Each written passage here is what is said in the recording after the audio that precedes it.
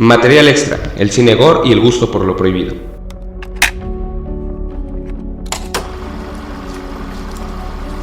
Cuando se habla de cine de terror, resulta casi inevitable cuestionarse la razón del gusto que tienen algunas personas por vivir experiencias aterradoras y pasar malos ratos que derivan en una constante exposición a situaciones macabras, escenas violentas y momentos de verdadero terror. En relación a esto, se sabe que el gusto del ser humano por el cine de terror responde a una necesidad de generar placer a partir de la respuesta neuronal de la psique, por lo cual es normal que constantemente nos encontremos en la búsqueda de una particular sensación de alivio que se genera tras someternos ante un momento choqueante o de mucho estrés producido en un ambiente controlado como lo puede ser una sala de cine. También se sabe que una de las bases fundamentales del género es la creación de historias bajo el principio de cosas que hacen algo que en teoría no deberían hacer. Es así que en películas como Chucky, el muñeco diabólico, dirigida por Tom Holland y estrenada en 1988, se busca atemorizar al espectador por medio de un muñeco con conciencia propia que tiene latentes impulsos homicidas. Estos rasgos, que pueden identificarse en un extenso catálogo de cintas divididas en variados subgéneros de terror, crean una especie de manual que nos ayuda a comprender por qué disfrutamos de manera casi masoquista ver películas que cuentan con una clara intención de atemorizarnos. Pero si partimos de esta idea, resulta válido hacer una introspección y cuestionarnos ¿por qué nos gusta el cine gore? En primera instancia, es necesario entender que en el ámbito cinematográfico, el cine gore, también conocido como cine splatter, por definición es un subgénero que busca representar el sufrimiento y la muerte por medio de situaciones que se tornan viscerales gracias al uso excesivo de desmembramientos, mutilaciones y actos sádicos que se llevan a cabo mayormente contra el cuerpo humano. En dichas cintas, el espectador se ve presente ante un demencial festín de vísceras y sangre que conforman el alma de un producto grotesco e inigualable que con el paso del tiempo se ha convertido en un gusto de nicho. Si bien es cierto que el gore no es algo propio del terror, parecen estar fuertemente ligados, ya que dadas las características del splatter, resulta lógico que sea una herramienta muy útil cuando se busca horrorizar al espectador. Es así que podemos entender que el gore resulta una suerte de herramienta que sirve para reforzar el impacto de una escena, ya sea a través de una exageración muchas veces irreal del momento, o como una liberación final tras un momento de mucha tensión. De esta forma, podemos vislumbrar la peculiar magia del splatter a la hora de conectar con un público sediento de un inminente shot de endorfinas que buscan apelar a un sentimiento de alivio premeditado de la misma forma que se busca con un jumpscare, solo que acompañado de un momento particularmente sangriento. Sin embargo, el gusto por el cine gore nace en realidad del deseo del ser humano por presenciar lo prohibido. Si echamos un vistazo al pasado e indagamos en los orígenes del gore, veremos que los primeros vestigios estéticos de estos se encuentran en el teatro francés Grand Guignol, donde se buscaba representar de manera sangrienta el acto de matar para deleite de los espectadores, quienes, entregados a las artes escénicas, se veían envueltos en una puesta en escena que era considerada por muchos sumamente gráfica y amoral.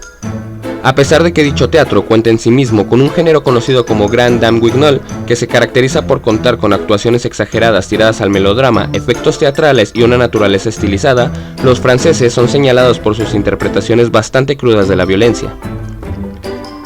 Esto los llevó en 1908 a ser víctimas de la censura ejercida sobre las artes escénicas en Inglaterra, donde se les pidió que el tono característico del espectáculo fuera dosificado para conseguir un estilo más gótico que no iba con la estética general de la obra, alejándose mucho de aquellos primeros destellos estéticos del gore. Y es que el gusto por las representaciones gráficas de la violencia en el cine siempre han sido encasilladas como la peculiaridad de un grupo pequeño de personas socialmente relegadas por ser raras. Pero irónicamente, el hecho de que sean cosas para raros las vuelve particularmente atractivas. Y al igual que el adolescente que ve una película clasificación R a escondidas de sus padres porque firmemente se lo prohibieron, los ciudadanos franceses que se volvían testigos de aquel incidente en tierras británicas abarrotaron los teatros donde se presentaba el misterioso show prohibido. De esta forma, un sinnúmero de personas recurrieron a la clandestinidad y al anonimato para separarse de aquello que era socialmente aceptado, y sucumbieron ante los demenciales brazos de la locura que salían de este ente teatral al que muchos acudían en busca de excitación. Por otra parte, en la órbita cinematográfica, los primeros rastros de gore se pueden encontrar en la cinta Le Infierno de 1911, una adaptación silente de la Divina Comedia donde se muestran distintos actos violentos perpetrados en las profundidades del infierno, mismos que a pesar de su brutalidad escénica no resultan representaciones realmente viscerales de la violencia debido a las limitantes de la época, por lo que generalmente se señala que el gore comenzó como herramienta de un discurso racista impulsado por el director D.W. Griffith y su cinta Intolerancia en 1916.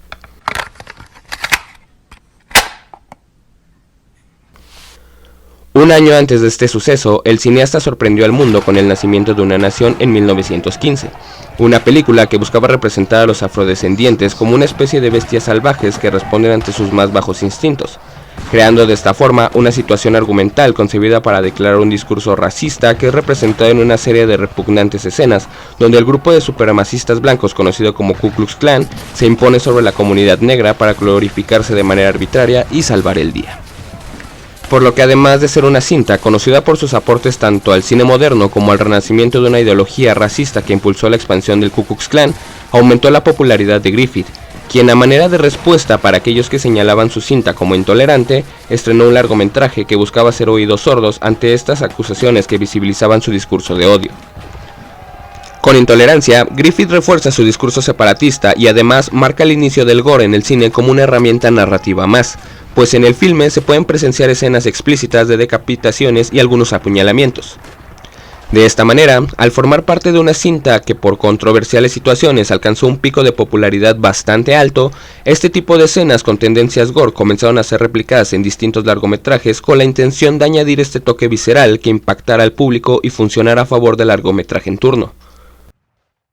Pero a pesar del impacto mediático que atrajo toda esta situación, estas sanguinarias prácticas estéticas cesaron en la década de 1930, pues durante estos años Hollywood se vio envuelto en muchos escándalos sexuales, en los que distintos artistas del medio se vieron involucrados, entre ellos Roscoe Arbuckle, conocido por ser mentor del ya mítico Charles Chaplin.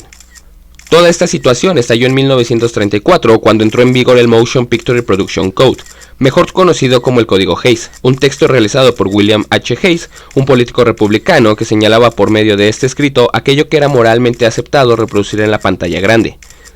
De esta manera, empezó en Estados Unidos una enorme ola de censura que arrasaba con todas aquellas cintas que osaban sobreponerse a lo que se denominaba como un producto aceptable.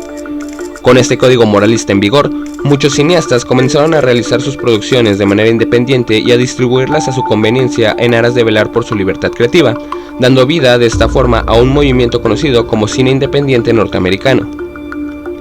Este movimiento a su vez tomó inspiración del movimiento británico Free Cinema, cuya principal característica es que dotó de una estética realista al cine de ficción y a su vez el cine independiente norteamericano se vio fuertemente influenciado por la Nouvelle Vague, una corriente cinematográfica impulsada por un grupo de cineastas franceses que brilló por ir en contra de las convencionales estructuras que regían el cine popular.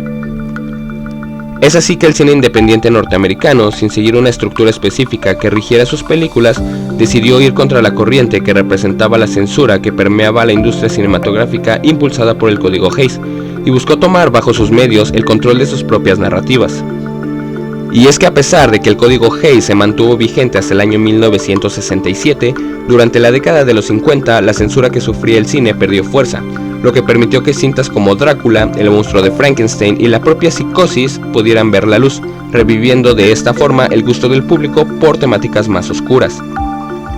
El abrir estas puertas prohibidas en el cine estadounidense permitió a toda una generación expandir su espectro cinematográfico a un tipo de películas que durante años se mantuvieron lejos de su radar. Pero de entre todos esos jóvenes tocados por la magia del cine, Herschell Gordon Lewis es un caso particular, ya que cuando este cineasta estrenó en 1963 Bloodfest, presentó por primera vez a la industria lo que hoy conocemos en forma como cine gore. Y es que la idea de una película grotesca que busca sobreexplotar el uso de violencia gráfica, aderezándola de efectos prácticos sumamente viscerales, solo pudo ser concebida en un director que nació en 1926, donde el contexto histórico le llevó a vivir en carne propia esta censura sobreimpuesta a un medio de expresión que, con la lucha de algunos idealistas y varias mentes rebeldes, consiguió liberarse de alguna manera de aquel yugo opresor que yacía sobre este. Por lo que justo como años atrás se vivió en tierras francesas con la situación del teatro Grand Guignol, impulsados por el deseo de presenciar aquello que durante años se les había prohibido, la gente comenzó a consumir esta serie de producciones demenciales que representaban actos verdaderamente sangrientos que respondían a la exigencia de un público que se encontraba harto del trato con manos de seda que se les había dado a las producciones hollywoodenses durante muchos años. Con todo esto, producciones más lucrativas como Bonnie and Clyde de 1967 o La Pandilla Salvaje estrenada en 1969 comenzaron a utilizar la violencia gráfica como una herramienta narrativa más, y a pesar de ello, el gore alcanzó el mainstream hasta que George A. Romero trajo de la tumba a un subgénero que yacía a la espera de poder aterrorizar la mente de los espectadores, para lo cual le dio como cuenco una cinta con la que podía inquietar incluso a los más valientes. La Noche de los Muertos Vivientes de 1968. Con este filme, Romero puso de nueva cuenta en el mapa al gore, pero fue hasta 1978 que logró masificar el cine splatter con El Amanecer de los Muertos Vivientes, una cinta que resultó un verdadero éxito en taquilla, además de ser reconocida por la crítica especializada como una de las mejores películas de terror que se han filmado. Pero aún con todo esto, la brutalidad ficcionada seguía siendo un problema para la Motion Picture Association of America, conocido por sus siglas como MPAA, una organización fundada en 1922 que se mofaba de velar por los intereses de las producciones cinematográficas, pero que curiosamente años atrás ya se había visto involucrado en una firme censura al cine estadounidense bajo el nombre Motion Picture Association, apoyando la ejecución del Código Hays. Así que una vez más el cine splatter sufrió una cacería de brujas por su naturaleza violenta, y de esta forma es que en los años 80 se buscó censurar un sinfín de películas, cortando escenas que contaban con representaciones sumamente grotescas de actos violentos. Viernes 13, estrenada en 1980, fue una de las pocas cintas que libró esta mutilación desmedida hacia las películas con tendencias gore, pero tristemente su secuela no contó con la misma suerte. Todas estas situaciones encaminaron a distintos realizadores a presentar propuestas más brutales con la intención de ofrecer al público un producto sanguinario que atendiera a la necesidad de morbo del espectador. En este sentido, icónicos directores como Peter Jackson en Nueva Zelanda o Sam Raimi en los propios Estados Unidos mantuvieron vivo al género a pesar de los inconvenientes que azotaron al cine ultraviolento con películas como Evil Dead 2, Brain Dead o Bad Taste, cintas que a su vez se volvieron de culto y que actualmente forman parte de un catálogo imprescindible del género. Si bien es cierto que el auge del cine splatter se vivió durante los años 70 y 80 gracias a subgéneros como el slasher o el giallo, que sustentaban gran parte de su impacto visual en representaciones gráficas de violencia, el gore se ha mantenido presente en el medio a través de los años, y aún en la actualidad es fácil encontrar sagas completas que se han vuelto memorables gracias a lo escabroso que pueden tornarse las muertes violentas que no escatiman en sangre. Hostal, Saw y recientemente tanto las nuevas versiones de Evil Dead como Terrifier son ejemplos de franquicias que han vivido del morbo de la gente por ver qué tan ingenioso puede ser el uso de la sangre en la ficción para crear situaciones caóticas y demenciales que transmitan ese sentimiento de horror que tanto busca el espectador. Y es que la verdadera esencia del gore radica justo en esa necesidad del ser humano por presenciar lo prohibido, una tendencia que puede verse en las repetitivas notas periodísticas que hablan sobre funciones de largometrajes que terminaron con gente desmayada o vomitando por lo fuerte de las imágenes que se proyectaban en la gran pantalla, algo que sirve para generar morbo y expectativa alrededor de estas cintas que en reiteradas ocasiones dejan mucho que desear.